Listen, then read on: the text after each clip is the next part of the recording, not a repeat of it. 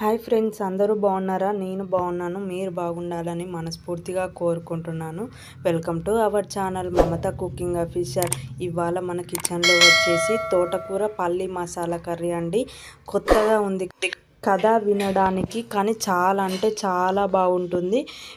మీకు తెలియకపోతే ఒక్కసారి ఇలా ట్రై చేయండి. ఇప్పుడు తోటకూర కర్రీ, తోటకూర పప్పు, తోటకూర ఫ్రై కాకుండా ఒక్కసారి ఇలా ట్రై చేయండి. చాలా అంటే చాలా బాగుంటుంది.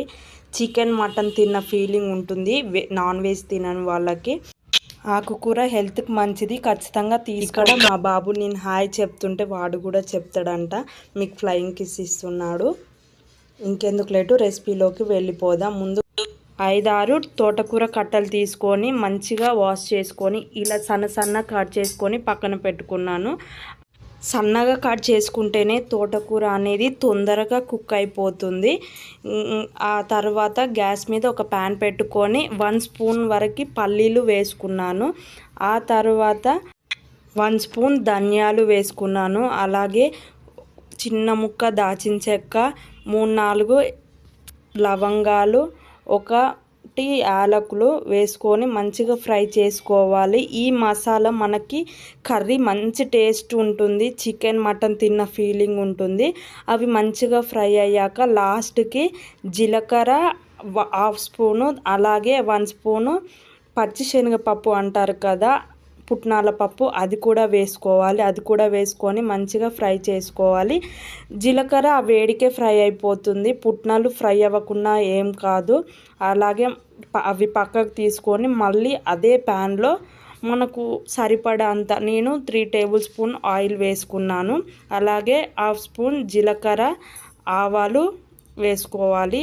అలాగే ఒక మీడియం సైజు ఆనియన్ చిన్నగా కట్ చేసుకొని వేసుకోవాలి. అలాగే 2 రెబ్బల కరివేపాకు, 2 పచ్చిమిర్చి సన్నగా కట్ చేసుకొని వేసుకోవాలి. ఈ ఆనియన్స్ వేసుకుంటే మనకు గ్రేవీ మంచిగా వస్తుంది.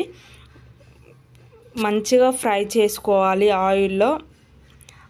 ఆ తర్వాత 2 వెల్లుల్లి కచ్చాపచ్చగా దంచుకొని వేసుకోవాలి. మీ ఇష్టం, అల్లం అయినా వేసుకోవచ్చు, కానీ ఎల్లిపాయ వేసుకుంటే మంచి టేస్ట్ ఉంటుంది ఆకుకూరలలో. అలాగే 1 స్పూన్ పసుపు వేసుకొని మంచిగా ఫ్రై చేసుకోవాలి. 1 నిమిషం పాటు ఫ్రై చేసుకుంటే సరిపోతుంది.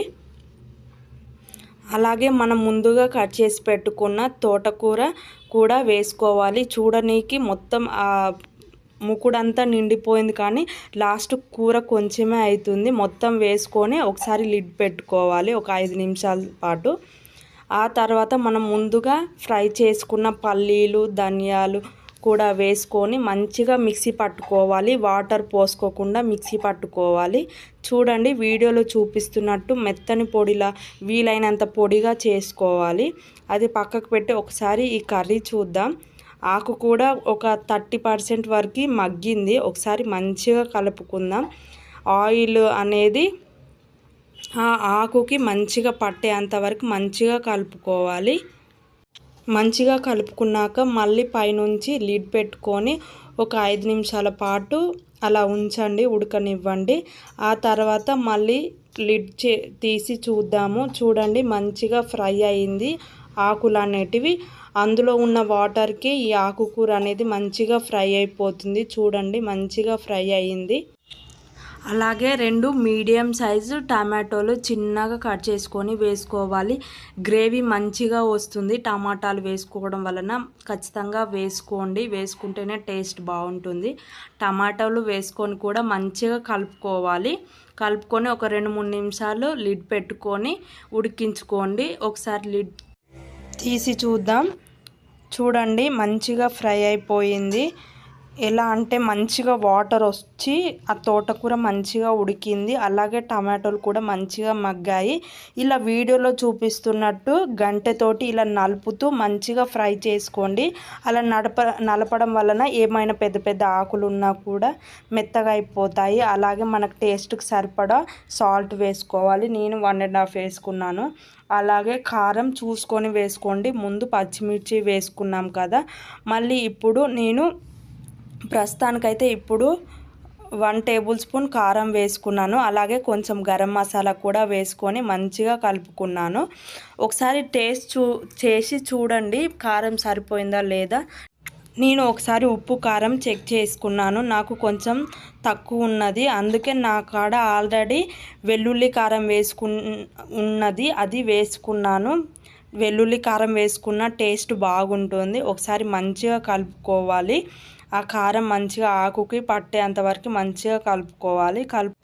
2 నిమిషాలు మగ్గాక అలాగే మనం ముందుగా మిక్సీ పట్టుకున్న పొడి ఉన్నది కదా, పల్లి పొడి, అది కూడా వేసుకోవాలి. మెయిన్ ఇంగ్రీడియంట్ అంటే ఈ పల్లి పొడి అన్నమాట. ఇందులో ఈ కర్రీలో చాలా అంటే చాలా బాగుంటుంది. అది కూడా వేసుకొని మంచిగా కలుపుకొని ఒక 2-3 నిమిషాలు లో ఫ్లేమ్లో మంచిగా ఫ్రై అవ్వనియాలి. చూడండి ఎంత మంచిగా ఆయిల్ పైకి తేలుతుందో. ఇలా ఒక 2-3 నిమిషాలు ఫ్రై అయ్యాక లిడ్ తీసుకొని మంచిగా కలుపుకోవాలి. ఆ పుట్నాల పొడి, పల్లి పొడి అనేది ఆకుకు మంచిగా పట్టేంత వరకు మంచిగా ఫ్రై చేసుకోండి. అలాగే ఒక చిన్న నిమ్మకాయ అంత కూడా కాదు, ఇంకా అందులో సగం చింతపండు వాటర్ తీసుకోవాలి. చింతపండు వాటర్ వేసుకోవడం వలన మంచి టేస్ట్ ఉంటుంది. పుల్ల పుల్లగా కూడా ఉండదు. ఇంకా అదొక టేస్ట్ ఉంటుంది, బాగుంటుంది. మీ ఇష్టం, వేసుకుంటే వేసుకోండి, లేదంటే స్కిప్ చేయొచ్చు. కానీ వేసుకుంటే చాలా బాగుంటుంది. అలాగే కసూరి మేతి కూడా వేసుకోవాలి. మీ దగ్గర ఉంటే వేసుకోండి, లేదంటే కొంచెం కొత్తిమీర వేసుకోండి. మంచిగా కలుపుకొని ఒక 2-3 నిమిషాలు లిడ్ పెట్టుకోవాలి. ఒక 2-3 నిమిషాల తర్వాత ఒకసారి మూత తీసి చూడండి ఎంత బాగా ఉడికిందో. అసలు మనం చింతపండు వాటర్ వేసినంత కూడా అలా అనిపించడం లేదు.